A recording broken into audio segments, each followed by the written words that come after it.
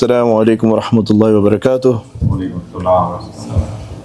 Bismillah ar-Rahman ar-Rahim. Nahmadu wa nasalli ala Rasulil Kareem. Amma ba'd. A'udhu billahi minash shaitanir rajim.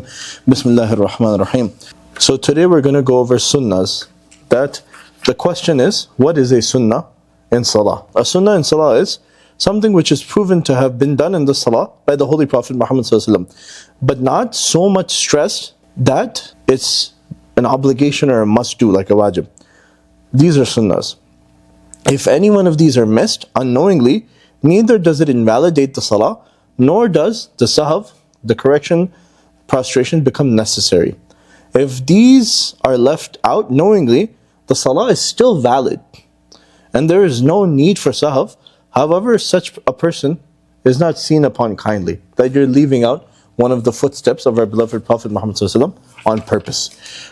And there's 21 sunnahs which are, according to our ulama, that they found in the footsteps or in the life of our Prophet Muhammad ﷺ. And some of these things are going to be written accordingly to the Ahnaf, according to the Hanafi school of thought. And if you do it according to your school of thought, that's also considered a sunnah.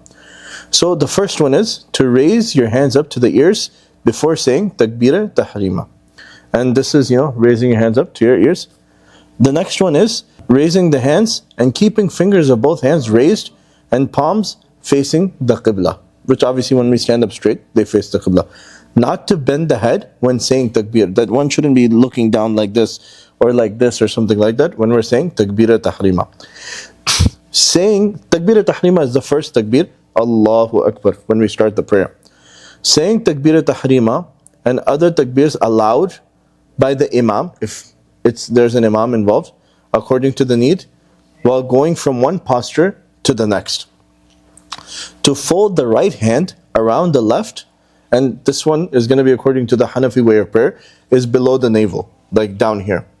But if you're Shafi'i or Maliki, a lot of Malikis, they do sadl, where they have their hands on the side. This will be considered the sunnah. To say the thana, which is Subhanakallahumma wa bihamdika wa tabarak ismuka wa ta'ala jadduka wa la ilaha ghayruk. To recite the ta'awudh. This is A'udhu billahi minash shaitanir rajim. That to recite this before we start our recitation of Fatiha. The next one is to recite the complete basmala. Bismillahir Rahmanir Rahim. And then, in the fourth salah, to recite only Surah Fatiha in the third and fourth rak'ah of the fourth salah. And then, now this is also according to the Hanafi school of thought, so if somebody does it a different way, it's okay. When the Fatiha finishes and you're praying in congregation, or whether you're praying alone, right? If you're praying alone, you will do this softly anyway. But if you're praying in congregation, according to the Hanafi school of thought, it is considered a sunnah to say Ameen softly. But according to other madhahib, saying out loud is considered a sunnah. So you follow the madhab which you follow, and it's considered a sunnah. To recite sana, subhanakallahumma, ta'awudh, a'udhu billahi minash shaitanir rajim, basmala, bismillahir rahmanir rahim, and ameen softly, according to the Hanafi school of thought, is considered a sunnah. To recite as much qira'ah means the recitation of the Quran from parts aside from the Fatiha, is a sunnah for every salah. And there have been some prescribed surahs to recite which were found commonly recited by our beloved Prophet Muhammad sallallahu alaihi wasallam. So for the morning prayer, it was common that the Prophet sallallahu alaihi wasallam would recite from Surah Hujurat, which is in the 26th juz, up to Surah Inshiqaq, which is in the 30th juz Amma. For Dhuhr, Asr and Isha, the Prophet sallallahu alaihi wasallam would recite from Surah Buruj till Surah Qadr.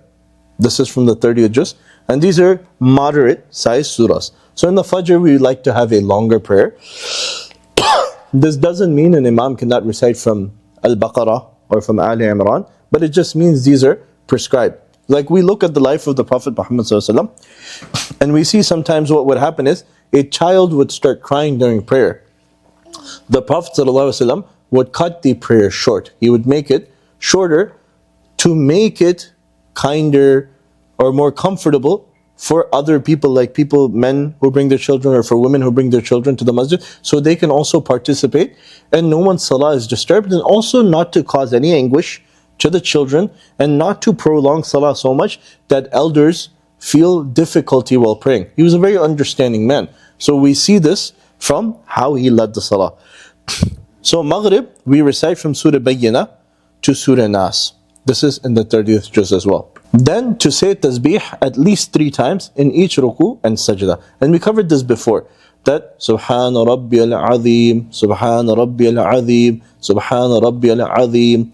Say it nicely, calmly while we're in ruku. This is for ruku. And then when we go into sujood, Subhana Rabbiyal A'la, Subhana Rabbiyal A'la, Subhana Rabbiyal A'la. Like this calmly. And this is the sunnah.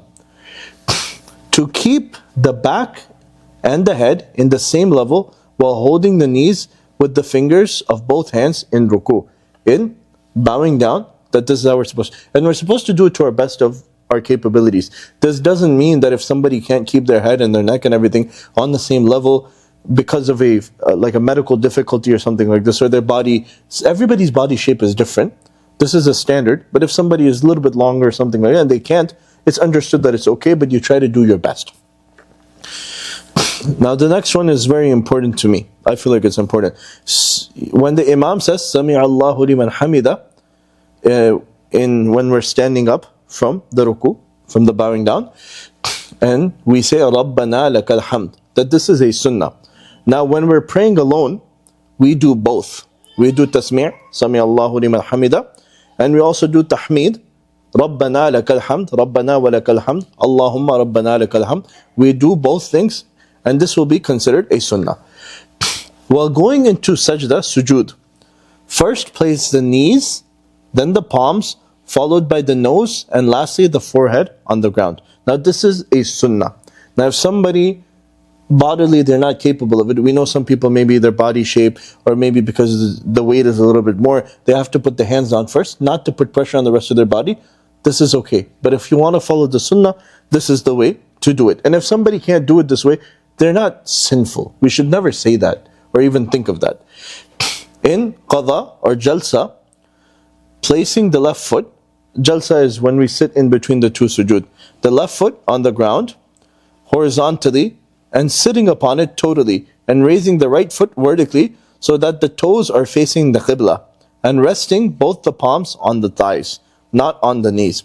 So one example would be like, I know you guys can't see it, but you have your foot like this, the right foot like this, the fingers are facing forward, and then the left foot is straight like this on the ground, like this. Raise the index finger, and this is obviously for Hanafis, to raise the index finger of the right hand, and we just raise it once, Ashhadu an la ilaha illallah, when we're sitting, what's it called, in tashahud, or qada akhirah. To recite durood, salat Ibrahimi in qada akhirah, after tashahud, after at-tahiyyat, we recite salat Ibrahimi, or durood Ibrahim as we say. To recite the dua, and there were many du'as which we recited after the salat Ibrahimi, or after the durood. رَبَّنَا آتِنَا فِي الدُّنْيَا حَسَنَةً وَفِي الْآخِرَةِ حَسَنَةً وَقِنَا عَذَابَ النَّارِ. And this is in the last rak'ah, like if we're praying Isha, and in the 4th unit of prayer, this is what we would do. And then the final thing, which is a sunnah, is to perform the salam. First you would say, Assalamu alaikum wa rahmatullah. Assalamu alaikum wa rahmatullah. Right first, left second. May Allah subhanahu wa ta'ala give us tawfiq, may He give us a better understanding. Jazakallah khair. Assalamu alaikum wa rahmatullahi wa barakatuh.